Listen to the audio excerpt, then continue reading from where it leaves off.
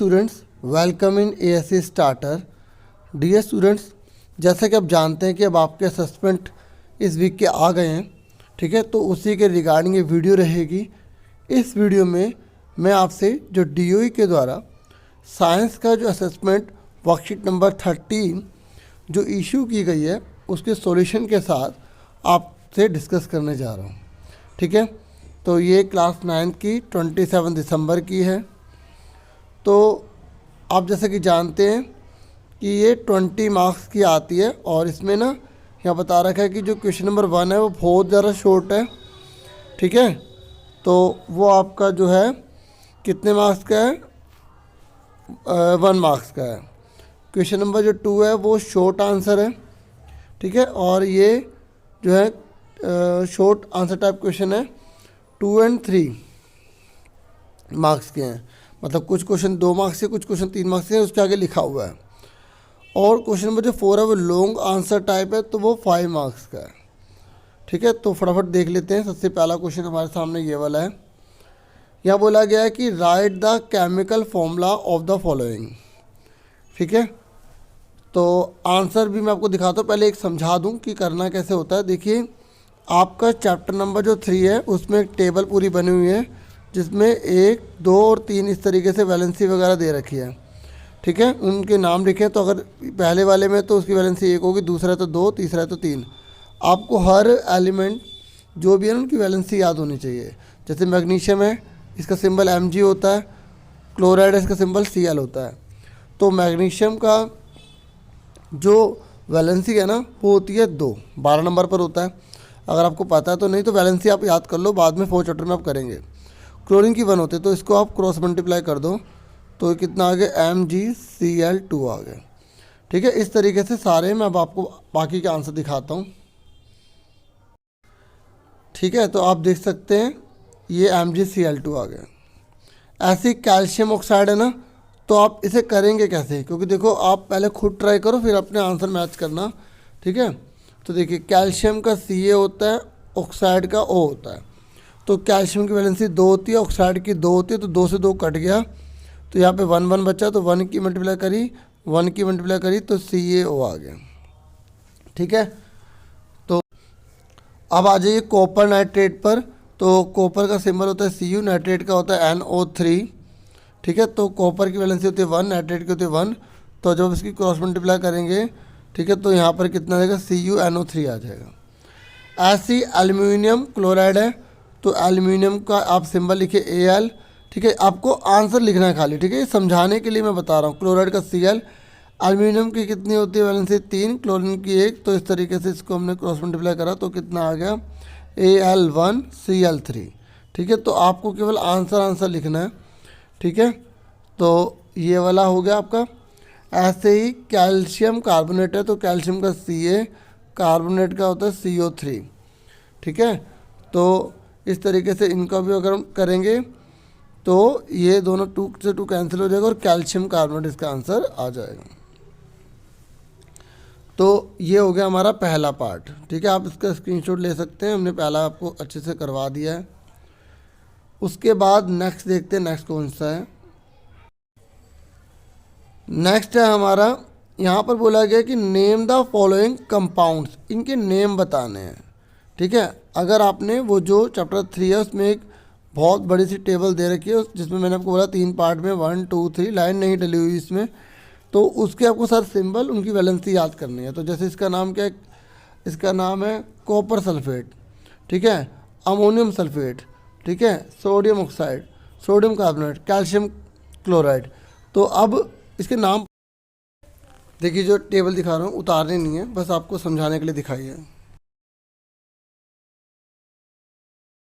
नाम पता होना चाहिए। अब आप आंसर देख लो एक बार, ठीक है। तो आप ये देखिए, तो आप इससे आइडिया लें और पेपर की प्रिपरेशन करें। इसलिए मैं वर्कशीट तो बहुत कम बना पाता हूँ, ठीक है, लेकिन मैं असेसमेंट सारे बनाऊंगा आपके, ठीक है। तो देखिए, पहला आपका है CuSO4 यानी कि कॉपर सल्फेट, ठीक है। पेज है ना वो कट गया है, ठीक है। तो समझ में आ गया। तो इस तरीके से, तो ये हो गया कैल्शियम सल्फेट हो गया इसका आंसर। SuLPHATE, ठीक है। और अमोनियम सल्फेट हो गया, उसके बाद सोडियम ऑक्साइड हो गया, सोडियम कार्बोनेट हो गया, यहाँ पर ई लगा लेना। ऐसे कैल्शियम क्लोराइड हो गया, ठीक है। समझ में आ गया आपको? तो आगे देखते हैं आगे क्या है। चलो अब हमारा ये भी हो गया, नेक्स्ट देखते हैं। उसके बाद बच्चों हमारे नेक्स्ट क्वेश्चन है ये right answer in the brief. और यहाँ पर बता रखा है ये 2 × 2 दे रखा है, ठीक है। मतलब एक क्वेश्चन के 2 मार्क्स हैं, ठीक है। तो व्हाट इज एटमोसिटी, ठीक है। तो इसको आप देखें कैसे लिखेंगे। तो आप लिखेंगे the number of atoms constituting CONSTITUTING, constituting CONSTITUTING, ठीक है। A molecule is known as its atomicity. मतलब ये कह रहा है कि जैसे कोई मोलिक्यूल बन रहा है तो उसमें जितने उसके अंदर एटम पाए जा रहे हैं वो एटमोसिटी कहलाता है, ठीक है। जैसे ऑक्सीजन है तो ऑक्सीजन में 2 हैं तभी वो ऑक्सीजन एक फॉर्म में बन पा रही है, तो उसमें क्या हुआ, डायो एटमोसिटी हुआ, ठीक है। जब आप चैप्टर नंबर 3 में एक टेबल देखेंगे छोटी सी बनी हुई जिसमें मोनो एटॉमिक लिखा होगा, डायो एटॉमिक लिखा होगा, टेट्रा एटॉमिक लिखा होगा, तो आप देख सकते हैं उसी में आपके ऊपर पैराग्राफ में एटमोसिटी की डिफाइन भी मिल जाएगी, ठीक है। अब नेक्स्ट क्वेश्चन देखते हैं। नेक्स्ट क्वेश्चन ये कह रहे हैं what are polyatomic ions, right 2 examples. आपको बताना है कि जो पॉलीएटॉमिक आयंस हैं वो क्या होते हैं, उनके 2 एग्जाम्पल आपको देने हैं, ठीक है। तो अब आप इसको देखो, देखिए in compounds form the number of ions present in the compound is indicated by enclosing the formula of ions in the brackets and writing the number of ions outside the bracket is called polyatomic ions। कहने का मतलब ये है कि आप देख सकते हैं कि ये आप देखिए एग्जांपल समझेंगे तो इसके अंदर क्या है, एक एक है, ठीक है। और इसके बाहर जो 2 है, कुछ नहीं होता तो एक ही तो मानते हैं। तो जब अंदर और बाहर भी होते हैं ना, ठीक है, क्या होते हैं अंदर और बाहर, आयंस, ठीक है। तो उसी को हम क्या बोलते हैं, पॉली एटॉमिक आयंस कहते हैं। तो ये 2 एग्जाम्पल बोले थे, मैंने 3 लिख दिए हैं, आप कोई से भी 2 लिख सकते हैं, ठीक है।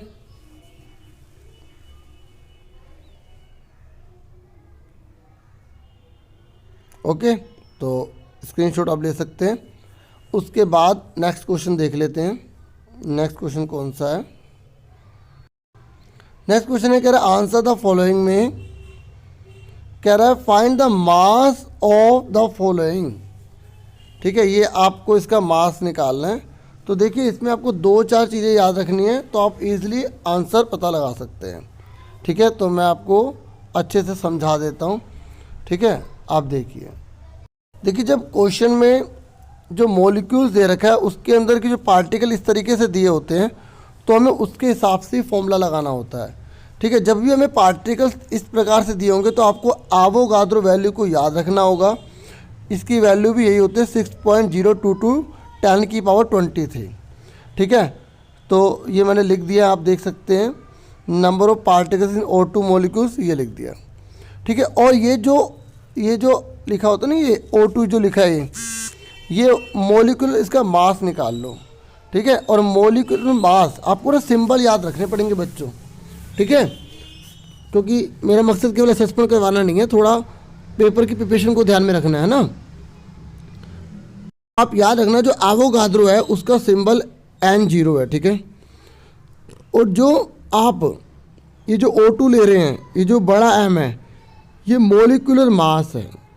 क्या है, मॉलिक्यूलर मास। तो आपको पता है ना O में कितना मॉलिक्यूलर मास, मतलब इसका मास कितना होता है, 16 होता है। तो नीचे क्या लिखा है, 2, तो 2 से मल्टीप्लाई कर देंगे तो 32 आ गया, ठीक है, समझ में आ गया। और ये 10⁻23 लिखा हुआ है, ठीक है, 6.022 10⁻23, ठीक है। तो ये 23 और मैं आपको बता दूं कि ये जो है ना ये U है, क्या है U, ये U लिखा हुआ, ठीक है, 32U, 32U, ठीक है। अब हमसे बोला गया मास, और ये जो छोटा m होता है ना, याद रखो ये हमेशा ग्राम में होता है। अगर आपको कोई भी चीज़ ग्राम में दे रखी है तो वो छोटा m है। अब आपसे छोटा m पूछ रहा है, और जब छोटा m पूछे और आपको पार्टिकल्स की वैल्यू दे रखी हो तो आपको ये फॉर्मूला लगाना होता है। अब आपको इस फॉर्मूले पता ना, ये बड़ा m क्या होता है, जो u में होता है, जो मॉलिक्यूलर मास है।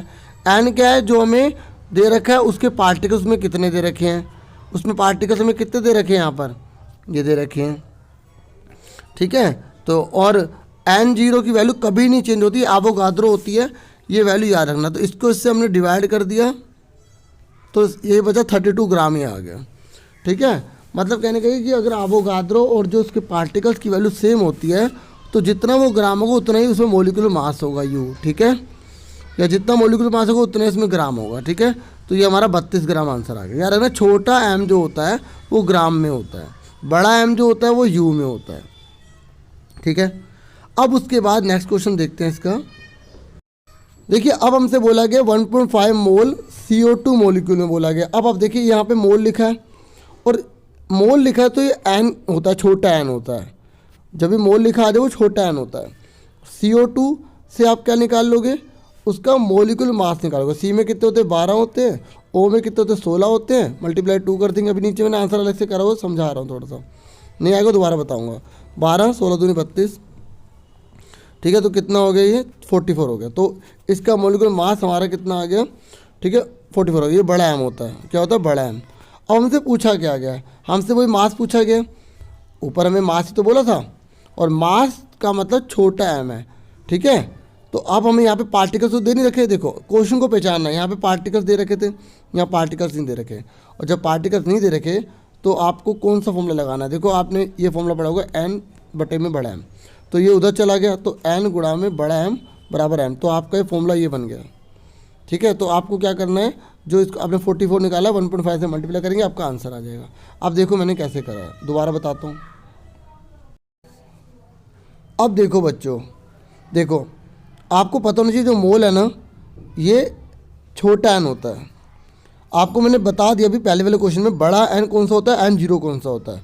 ये आपको सिंबल याद रखने पड़ेंगे। ये मैंने बताया था ना भी आपको, बड़ा n छोटा n, ठीक है, छोटा n तो अभी बताया, और ये n0 दोनों कैपिटल में होते हैं। और इन्हीं की क्वेश्चन को अच्छे से प्रैक्टिस कर लो, क्योंकि 3 में से कोई भी एक चीज़ गायब कर देगा, ठीक है। तो हमें छोटा n दे रखा है इतना, और ये CO2 दे रखा है हमें, ठीक है, और CO2 दे रखा, तो ये बड़ा m निकलेगा, हमारा निकल गया 12 और 16 दूनी 32, 44। अब आप कहोगे सर ये 12 कैसे आया। चैप्टर नंबर 3 में देखना, मास नंबर या मॉलिक्यूलर मास से एक लिखा होगा, हाइड्रोजन लिखा होगा, इसका 1 है, ठीक है, क्लोरीन लिखा होगा 35.5 है। इस तरीके से उस टेबल को याद कर लेना, ठीक है। तो कार्बन का भी लिखा होगा इसमें 12, ऑक्सीजन का भी लिखा होगा 32, तो ऐड कर दे 44 आ गया। 32 नहीं लिखा होगा, 16 लिखा होगा, 2 से मल्टीप्लाई करेंगे तो 32 आ जाएगा।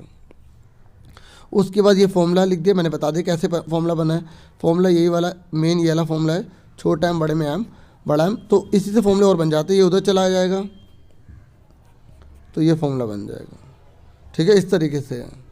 ओके, तो अब हम 44 की इसमें मल्टीप्लाई करेंगे तो 66.0, तो 66 ग्राम आंसर आ गया, ठीक है। क्योंकि ये जो m होता है ये ग्राम में होता है, ये आपको याद रखना है। क्योंकि अगर कहीं भी ग्राम लिख देना क्वेश्चन में तो आप समझ जाओगे 66 ग्राम। आप इसी क्वेश्चन को चेंज करके अपने घर पे कर लेना। जैसे आपने m लिख लिया 66, ठीक है, और आपने बड़ा m ले लिया, आपका कितना आया था 44, ठीक है। तो आप अपने आप निकालो कि भाई n कितना होगा। तो n के लिए फॉर्मूला क्या होगा, छोटा m बटे में बड़ा m, ठीक है। ऐसे क्वेश्चन चेंज कर करके अपने आप करोगे ना तो आपकी बहुत अच्छी तैयारी हो जाएगी। जैसे 66 अपन में 44, तो 22 से कट रहा है, ठीक है, इस तरीके से। फिर 22 3 जा 66, फिर इससे काटोगे तो 1.5। देखो 1.5 भी तो आ रहा था यहाँ पर, देखो 1.5 ही तो था। तो ऐसे क्वेश्चन चेंज कर करके करो इसी क्वेश्चन को, अगर आप सच में सीखना चाहते हैं तो बहुत बेनिफिट मिलेगा आपको, ठीक है। तो उसके बाद नेक्स्ट क्वेश्चन देख लेते हैं कौन सा है। उसके बाद नेक्स्ट ये कह रहा है कि आपको नेम बताने एलिमेंट के जो इस कंपाउंड के अंदर अवेलेबल है, ठीक है। तो इसका आंसर देख लो आप फटाफट। देखिए क्विकलाइम है तो कैल्शियम ऑक्साइड होता है, तो इसमें एक हो गया कैल्शियम, दूसरा ऑक्सीजन, ठीक है।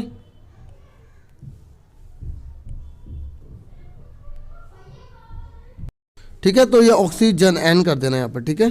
ये थोड़ा सा पेज कट हो गया था। उसके बाद बेकिंग सोडा है, ठीक है। तो बेकिंग सोडे में, ठीक है, इसका केमिकल फॉर्मूला होता है NaHCO3 होता है। तो इसमें एक सोडियम हो गया, हाइड्रोजन हो गया, कार्बन हो गया, ऑक्सीजन हो गया, ठीक है। ये एलिमेंट के नेम है, सोडियम, हाइड्रोजन, कार्बन और ऑक्सीजन, ठीक है। ओके, चलो क्लियर हो गया आपको। अब उसके बाद नेक्स्ट क्वेश्चन पर आ जाते हैं, ठीक है। नेक्स्ट कौन सा आप देख लो। आप देखो, अब इसने बोला है कि आपको वैलेंसी की डिफाइन देनी है, फिर उसके बाद इन सब की आपको वैलेंसी बतानी है, ठीक है।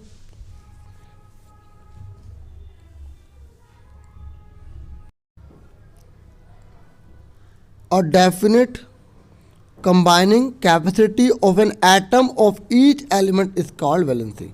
मतलब जो एक एलिमेंट की कैपेसिटी है ना, जिससे वो कंबाइन हो सकता है, वही उसी की वैलेंसी कहलाती है, ठीक है। क्या कहलाती है? वैलेंसी कहलाती है। जैसे ऑक्सीजन है, ठीक है। तो ऑक्सीजन अगर आपने 4 चैप्टर पढ़ा होगा तो आपको क्लियर हो जाएगा, 1 2 1 2 3 4 5 6, ठीक है। 8वें नंबर पर होता है। तो इसको 2 और की रिक्वायरमेंट है अपने को पूरा करने के लिए, ठीक है, कंबाइनिंग। तो 1 2 3 4 5 6, तो इसको 2 और मिल जाए तो इसके अंदर 2 ताकत है अपने को ऐड करने के लिए, क्योंकि पहले वाले में सिर्फ 2 भरते हैं, दूसरे वाले में 8 भरते हैं। तो इसको 2 और चाहिए, ठीक है। तो इसकी वैलेंसी कितनी होगी? 2 हो गई। ऐसे होता है, ठीक है। देखिए मैग्नीशियम जिसका सिंबल Mg है, इसकी वैलेंसी 2 है, ठीक है। तो मैग्नीशियम का Mg वैलेंसी 2 हो गई। एल्यूमिनियम की Al सिंबल 35 हो गई। क्लोरीन का जो है Cl, इसकी वैलेंसी है 1 हो गई। कॉपर की जो है Cu हो गई, ठीक है, और वैलेंसी हो गई 2, ठीक है। ठीक है, आगे देखो नेक्स्ट क्वेश्चन कौन सा। अब नेक्स्ट क्वेश्चन कह रहा है कि एक एलिमेंट है, ठीक है, X, उसकी वैलेंसी 4 है। एक एलिमेंट Y है जिसकी वैलेंसी 1 है। तो ये कह रहा है कि what will be the formula of the compound between X and Y। तो X एंड Y के बीच में जो कंपाउंड बनाएंगे तो उसका फॉर्मूला क्या होगा, ठीक है। तो उसका फॉर्मूला यहाँ पे हमसे पूछ रहा है। तो इसका आंसर आप देखो। तो आप सबसे पहले डियर स्टूडेंट्स ये लिखेंगे, ठीक है, डिटेल लिख देना। Number of valency of Y element 1, ठीक है। उसके बाद आप ये दिखाना एलिमेंट वैलेंसी, ठीक है। फिर फॉर्मूला क्या बन गया, इसकी मल्टीप्लाई इसमें करी, इसकी मल्टीप्लाई इसमें करी, ये हमारा आंसर आ गया, ठीक है। क्लियर हो गया। अगर आप चाहें तो इसको बॉक्स में भी कन्वर्ट कर सकते हैं, पर बॉक्स में करेंगे तो फिर क्रॉस नहीं दिखा पाएंगे, ठीक है। जैसे बुक में वैसे ही कर देना, एलिमेंट कर देना, यहाँ पे वैलेंसी कर देना, ठीक है। तो ये हमारा पूरा कंप्लीट हो गई। और थोड़ा बहुत जो मैंने छोड़ दिया था आज, थोड़ा मतलब ये डैश डालना, तो इसके लिए गुस्ताखी माफ़, ठीक है। बाकी मैंने पूरी कोशिश की आपको एक एक चीज़ समझाने की। उम्मीद करता हूँ वीडियो आपके लिए हेल्पफुल होगी। और चाहे तो आप चैनल को सब्सक्राइब कर सकते हैं। और